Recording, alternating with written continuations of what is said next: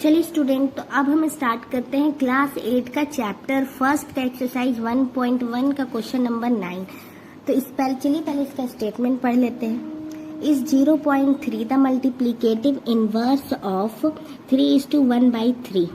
इस क्वेश्चन का मतलब ये है कि अगर हम 0.3 का मल्टीप्लिकेटिव इनवर्स निकालेंगे तो वो 3:1/3 का इक्वल आता है या नहीं, वाई और वाई नॉट, मतलब कि आता है तो क्यों और नहीं आता है तो क्यों नहीं।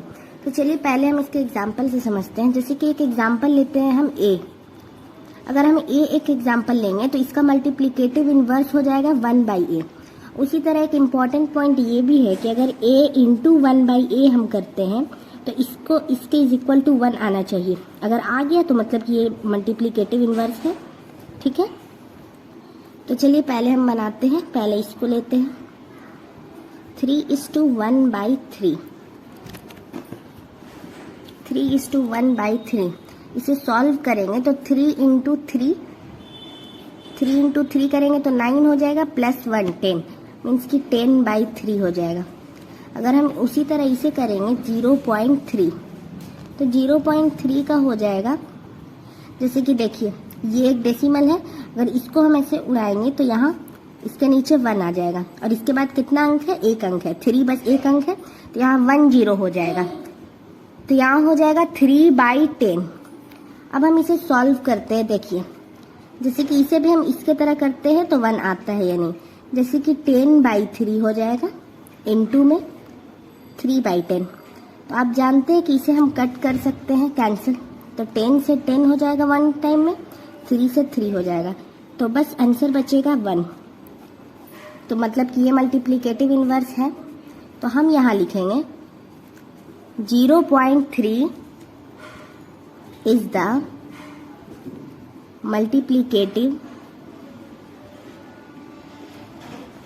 इनवर्स ऑफ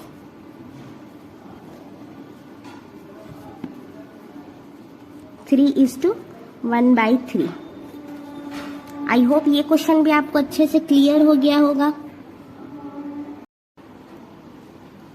चलिए स्टूडेंट, तो अब हम देखते हैं क्वेश्चन नंबर 10। क्वेश्चन नंबर 10 का पहला क्वेश्चन देखते हैं।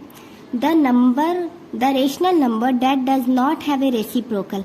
मतलब हमें एक ऐसा रेशनल नंबर लिखना है जिसका रेसिप्रोकल ना हो। तो देखिएगा इसका आंसर हो जाएगा 0। इसलिए क्योंकि हम अगर 1/0, यही हो गया रेसिप्रोकल मतलब कि 1 से हम डिवाइड कर देंगे। तो 1 ऊपर में हो गया, नीचे में 0 जो हमने लिखा। तो आपको पता होगा कि इसका जो आंसर है वो इन्फिनिटी तक चला जाता है, मीन्स कि नॉट डिफाइन हो जाएगा। इसलिए इसका रेसिप्रोकल हो ही नहीं सकता है, तो 0 होगा इसका आंसर। ठीक है, आई होप आपको समझ में आ गया होगा। चलिए अब इसी का हम देखते हैं question number 2। The rational number that are equal to their reciprocal. हमें एक ऐसा रेशनल नंबर लिखना है जो इक्वल हो उसके रेसिप्रोकल का।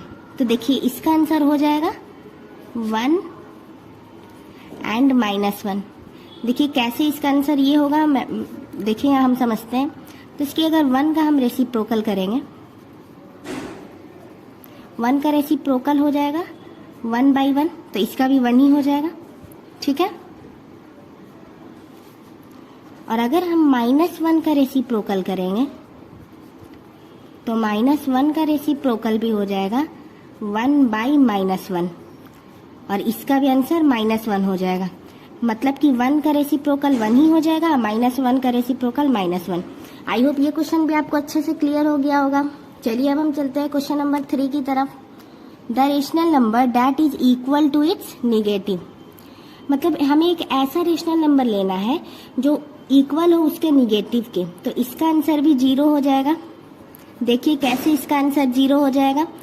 जैसे कि 0 एक हो गया 0, तो 0 को भी हम 0 ही लिखेंगे, और अगर -0 लिखेंगे तो उसे भी हम -0 ही लिखेंगे, 0 ही लिखेंगे। ठीक है, देखिए आप जैसे कि एग्जाम्पल एक a है और इसका निगेटिव हो जाएगा -a।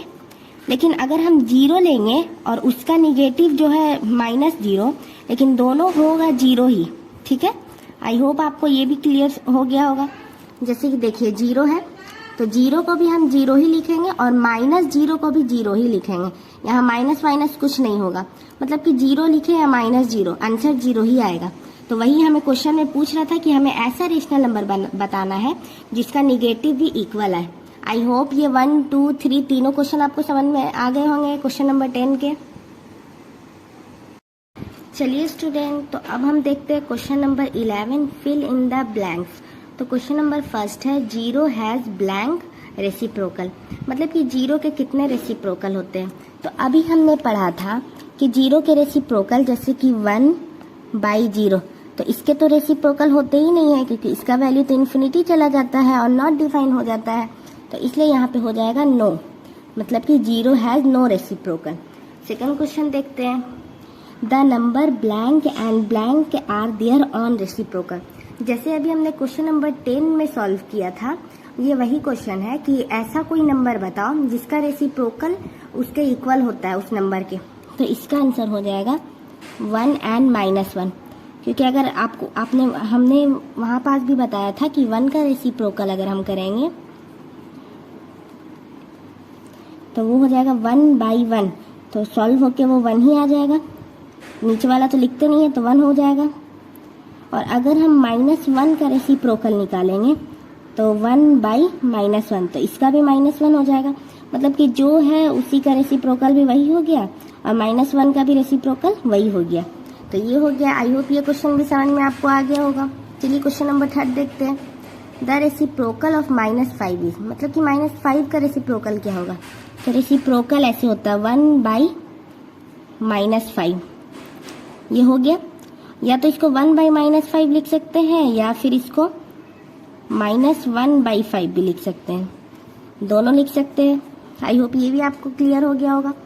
अब इसमें बोल रहा है reciprocal of 1/x where x is not 0, मतलब कि इसमें हमें x का निकालना है रेसिप्रोकल, लेकिन x को 0 नहीं ले सकते हैं। तो देखिए यहाँ पे हम इसे ऐसे सॉल्व कर सकते हैं, 1/x, तो 1 ये हो गया रेसिप्रोकल 1/x, तो इसे अगर हम सॉल्व करेंगे तो 1 से 1 कैंसिल हो जाएगा और x आ जाएगा, तो इसका आंसर भी x ही हो जाएगा। ठीक है, चलिए तो अब हम देखते हैं question number 5, the product of 2 rational number is always a, मतलब कि 2 रेशनल नंबर का प्रोडक्ट क्या होता है। तो हमने इंट्रोडक्शन में पढ़ा था कि 2 रेशनल नंबर का प्रोडक्ट हमेशा रेशनल नंबर ही होता है। ठीक है, रेशनल नंबर। चलिए तो इसका क्वेश्चन नंबर 6 देखते हैं, the reciprocal of A positive rational number is, मतलब कि पॉजिटिव रेशनल नंबर का रेसिप्रोकल क्या होगा। तो चलिए पहले हम एक एग्जांपल से समझते हैं, जैसे कि 5 ये एक पॉजिटिव रेशनल नंबर है और इसे हम रेसिप्रोकल में बनाएंगे तो ये हो जाएगा 1/5, तो पॉजिटिव रेशनल नंबर का पॉजिटिव ही आया रेसिप्रोकल।